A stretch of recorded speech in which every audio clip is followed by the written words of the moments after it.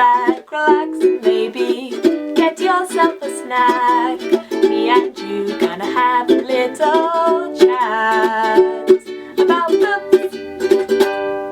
Hey guys! So I'm here today to talk to you about 6 of the SPFBO titles that I read recently. These are all titles that I think some of you might actually really enjoy. Personally, for me, they were quite middle of the road, but for various reasons. And I think, like I say, some of these might be ones that you guys would really like, and some might not be your cup of tea at all. But I'd love to have your thoughts if you do end up reading any, and I'll tell you a little bit about each of them and why I gave them the score that I did. So let's get started. The first book I want to talk to you about is this one. It's called Summer Night and it's by Sarah K.L. Wilson. And this one is a YA story, which is something we don't see an awful lot of entered into the SPFBO, but I was really happy to have one because I enjoy YA fantasies and I find them really easy and fun to get into, and this one was no exception to that rule. It's kind of pitched as a YA with like magic and mayhem. We follow a young man who is an alchemist's apprentice and he is called Tamerlan, and we're following him as he has been sold into essentially a slave life or a life of service to the alchemists in order to pay off his family debt. He doesn't really love his life, but he also knows it's probably better than the life he would have back at home. However, he does have one big thing that he really misses from home, and that is his sister. His heart was basically broken when he had to leave her behind. One of the things that I liked about this book is the setting. We're set in a city, and in the city we have quite a variety of groups of people. And by groups of people, I mainly mean sort of religious groups of people, made up religions, but definitely ones who you could potentially see being practiced. There are different groups of people, and the city is sprawling and very interesting to run around. And we're also kind of heading up to a big old festival called Summer Night, which is looming quite quickly over the population. People are getting really excited about this, and it seems like a big event is on the way for Tamerlan and the others who are kind of citizens of this city. However, one of the big drawbacks of Summer Night for Tamerlan, who is not a local, let's say, is that on Summer Night they have to choose a sacrifice, or a sacrifice has already been chosen by sort of various means, and this sacrifice is a young girl who will be actually killed in order to appease the dragon which the city is supposedly built upon. This is kind of a barbaric ritual, but it's one of the ones that people who live there have just kind of grown accustomed to, and they actually really revere and celebrate Summer Night because it means that the city will go on because they've appeased the dragon. Most of the people who live in the city look upon the Lady Sacrifice and legends with a kind of awe. The other main character who we follow in this book is called Marielle. She is the center, which basically means she can scent emotions and feelings and even magic. However, as a drawback to that, she cannot see in colour, which is an interesting quirk. Her life is based around training to become a member of the Watch. She is young and aspiring, and she very much wants to be regarded. However, as the story goes on, we see her kind of dilemma where she is and has always believed in the law, but now she has some things come up that kind of question her resolve a little bit and put her to the test about what really is right and what is just law. And is law always right or not? So that's quite an interesting dilemma she has to deal with. The stories of the 2 main characters weave quite nicely together, especially in the second half of the book. We do see them individually at first, and then because of plot reasons they come together. And I liked the story as a whole, but I found that it was a little bit predictable for me. Having read quite a lot of YA, I definitely felt like I could predict the direction that the storyline was going in, and therefore it didn't have the surprise factor for me when things were revealed. I also think it would have been nice to have a little bit more characterization early on for the characters of Marielle and Tamerlan, because I didn't feel as though we really got to know who they were and their motivations as much as I wanted to. I really like good characterization. It's one of the best things for me in books, and I didn't see as much of it as I wanted to here. However, I do think this is one of the better edited books in the SPFBO competition this year for my batch, and I really enjoyed the general read through, so I gave it a 3 out of 5 stars, and I definitely think it's one that if you like YA, you'll probably really enjoy, and I believe it's the first in a series, so if you want to continue on with the series, or if you've read this one already, I'd love to have your thoughts on it, and do let me know what you think. I reckon that fans of Sarah J Maas and Leigh Bardugo would probably like this book because it has definitely got similarities to those. The next one I want to talk about is called A Sellsword's Companion, and this one, interestingly enough, was actually the most rated of all the books that I got this year for my 30 books. This one had the highest amount of ratings on Goodreads, so I was quite intrigued to get into this one and see why it was doing better overall on ratings than some of the others out there. And it seems like it's a very classic fantasy story. It has a lot of the classic elements that you would expect from a fantasy, such as magic. There are companions to the main character. There's a little orb-like character who is made of light and is basically a companion to our sellsword mercenary, who is our main character. We have medieval settings, a backdrop which is a fractured land, a princess who is beyond drop dead gorgeous, etc. So it's definitely got a lot of the elements that you would expect. I think, however, with all that being said, that this book didn't necessarily draw me in as much as I wanted or expected from the slightly higher rating that this one had overall. I would struggle to find something super unique about this book, and therefore I didn't rate it more than a 3 stars because it was likeable. It was very easy to read. I got through it really quick and I enjoyed the story whilst I read it, but I don't know that it's particularly memorable or it's particularly something that's got some unique character that I could say, oh, this is really cool about this book. It's just a decent fantasy book for me, and I just can't think of something in particular to say, wow, that was amazing, or no, that didn't work at all. It's very middle of the road. So 3 stars for that one, likeable. I did like the scenes that involved smuggling, and I do think that the orb character was done well, but I've seen it done better. For example, like Brandon Sanderson books, they have similar setups of like a companion character, especially like The Way of Kings. It really reminded me of that, but it did not feel as accomplished as that. Obviously the size of that book is humongous compared to this one, which is like a normal length book, but still I don't think it was done as well as it could have been done. So it had potential, it had a lot of good ideas, and I think it's the first in a series, which means it could go on to develop, but for me it just did not do enough uniquely that I didn't feel a real connection to it, you know? Next up, I'm going all the way back to the very first SPFBO title I read for the year, and that was this one, Briz and Baelor, The Bronze Age Bounty Hunters, which is by Jeremy Goebel, which I have to admit, this is definitely one of the more fun series books out there that I've read for SPFBO.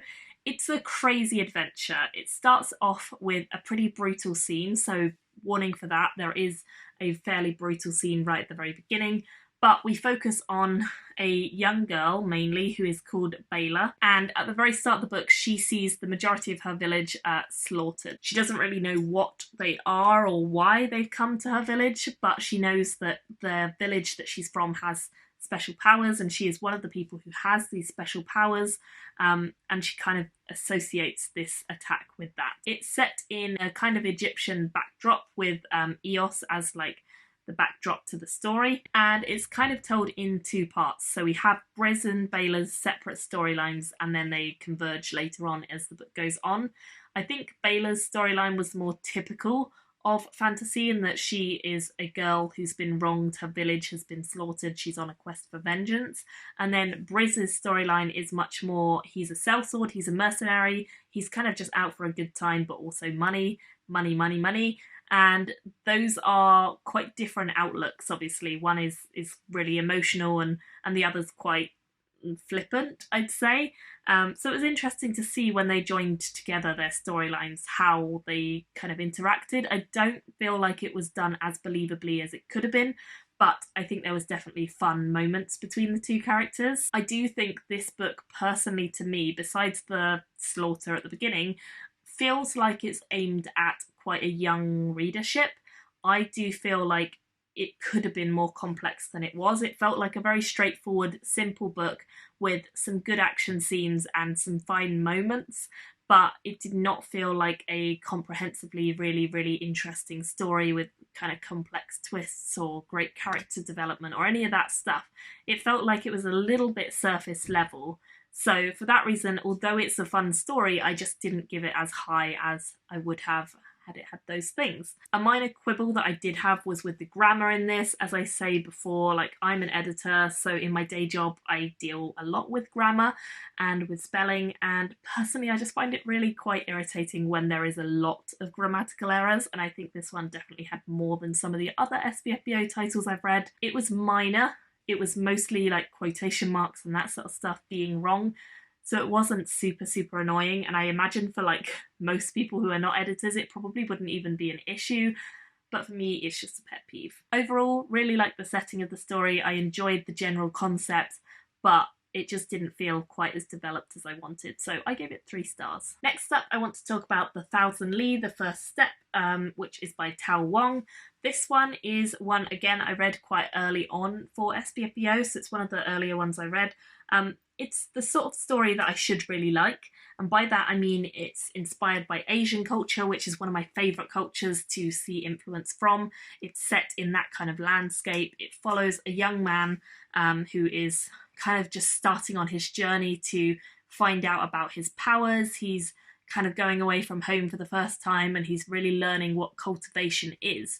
It also focuses a lot on the actual culture of Asia and dealing with sort of mindfulness. We follow Wu Ying, who is a peasant character from a very poor family. He's striving to do better and he wants to go and be part of the inner sect. He's not rich or qualified in the same way that some of his competitors are, but he's a keen worker and he wants to do well. I did really like the emphasis on martial arts in this and just culture in general. I think there's a lot of moments which really do focus on Asia, and I think that's really interesting to see as part of the story, like a really main focal point of the story. I did find a couple of like grammar and spelling issues, but not that bad overall, and they didn't really pull me too much out the story. And I liked the Chinese influence a lot, where the magic of this world is inspired by infusing your body with magic and qi, and then you can channel this through the meridians, and it's kind of called cultivating. It's like a meditation technique where you can enhance it with practice and with time and with dedication. I do think it's a fun story, but I think it's quite sprawling and a little bit meandering in places. It certainly could be tightened up with a really strong edit, and I think that there was a lot of potential, but it just didn't feel like it fully paid off for me. In the end, when I got to the end of the story, I felt like I didn't quite get everything I wanted. It's got a couple of directions that it seems to try and pull you in, and I'm not sure it ever really resolves all of them. And I do think the main character is likeable, but also a little bit unbelievable because he escapes so many situations unscathed when he probably should have been pretty scratched up. It's memorable because it is different and it's inspired by the Asian cultures rather than Western cultures, and I think it definitely is one that I remember more than some of the others, but it's still not one that stands out fully in my mind as a really strong new title that I would recommend to loads of people. So I gave it a 3.5. It's a very likeable, easy read, but I don't know how well it stands up against some of the others out there for SPFBO. Next up, I want to talk about Too Weird, which is by Sarah Berman. So this book is quite a hard one to talk about, I guess, because it's a little bit of a mixture of everything, and I would kind of describe this mostly as urban fantasy rather than any other subgenre. I think we focus in on one particular character called Nicola, and she is from a world where she has magic of a kind, and she's always had this magic, and in fact some of her friends also have this magic, and she can kind of touch into other worlds and other places and planes.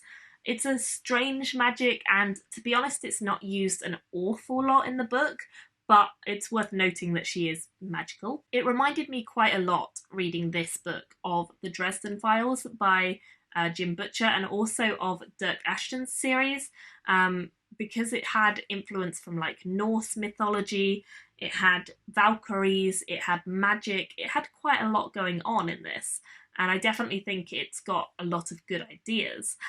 how it all pulled together was a little bit more tricky, because we're following Nicola as her younger sister, who is, I think, her stepsister, so she's quite a lot younger, is getting involved in kind of crazy cult stuff that's going on. And the leader of this cult, which is all about doomsday, is actually Nicola's ex. So it's all a bit messy, like family politics, and there's also magic involved, because not only is this guy preaching about doomsday, but also, you know, demons and devils and all that do exist and seem to be a part of this overall plot. I definitely think the second half of this book worked better for me than the first half. The second half is where the real action of it all takes place, and I think that it was a little bit more fast moving and fun in the second half. At first, you're kind of just thrown into the deep end, and you have to like work out who's who and how do they relate to the other people in the story and what's the history. And you do get told all this, but it's a gradual process of being told. I think it really felt like quite a quick read once I got to the middle point. Up until that point, I was quite unsure how I felt about it all. I kept reading because it was interesting enough, but I wasn't sure if it was going to be a really good or bad book. I would probably have liked a fair amount more development on like the why of everything. Like, why did everything happen as it is? Why is the main character the way she is? Why does the magic work that way? I just think there were a lot of questions that could have been handled better and had more information around them in interesting ways. It wasn't terribly done. It was just me personally, I wanted more. I also felt like Nicola was pretty rash in some situations, and she just isn't my kind of person, I guess. So I ended up giving this one a 3.5 as well. And the final one that I want to talk about in this video is called Up to the Throne, and it's by T.A. Frost. And this one I would 100% describe as not my usual cup of tea, so it's quite interesting that it has made like almost top spot on this list, I guess, for this video anyway. And that is because it's a political fantasy, which I find politics in real world and fantasy worlds pretty awful, and I don't tend to go towards that willingly anyway. But obviously I have to read these books, or at least some of them, and I actually found that I thought the politics was done kind of well in this. It's a revenge story, so we're following a young woman called Julia, who is currently in a completely different city from where the story really started. She's been in training there to build up her skill set, and really she just wants to come back to the city where everything went wrong for her and kill the person who made it all happen. And she is definitely the epitome of like holding a grudge, because that's exactly what she's doing. She's really holding a grudge against this person called Severa. And we follow her story as not only does she kind of come to the point where she feels ready to go back, but she's also forced to go back because she is being hunted in the place that she's in, and she needs to go and basically try and pick up her old life. She does still have some friends in the city who she can call upon, but not many, so she has to make some new ones along the way. And we follow her journey as she is trying to go around and kill all the bad guys who were horrible to her, basically. Severa is the man that she aspires to kill. He's also, interestingly, a viewpoint character. He's a vital point of sort of the political landscape back in the city that she's from, Pagalia, and he's really built a name for himself and kind of gone up in the world since she was last there. She doesn't even know quite how much he's built a name for himself till she returns. However, his rise has not been an easy one, and he's done some pretty bad things to get to where he is. It's kind of a question about whether or not he is a man who deserves death, and whether or not Julia should really be the one to give it to him if he does. What I liked about this is that it definitely reminded me of Catherine Addison's Goblin Emperor book, and I think there is a lot of political scheming behind the scenes from both of the characters, in fact. I certainly think there is an attempt to draw all the strings together in this and weave it like quite tightly, but I really think for me the vengeance quest is what kind of hooked me in, and then the political intrigue is what kept me reading. I liked Julia, but I think she focuses a lot on her mission, and she really narrows a lot of what she does to just that. She doesn't think any wider than that, and I feel like that's a bit of a flaw in her character, probably intentional, but I really would have liked to see her think a little bit deeper about some of the moves and ideas that she was doing. Overall, I enjoyed this one. I think if you like stuff like Half a King by Joe Abercrombie and Goblin Emperor by Catherine Addison, you'll probably like this one as well, because it definitely has moments of that. and similarities with those. So yeah, not a bad read overall. I gave that 3.5 as well. I'd love to hear what you guys think of all the books I've just spoken about, whether any of them really appeal to you and whether you'll be picking them up, and just generally what you guys have been reading.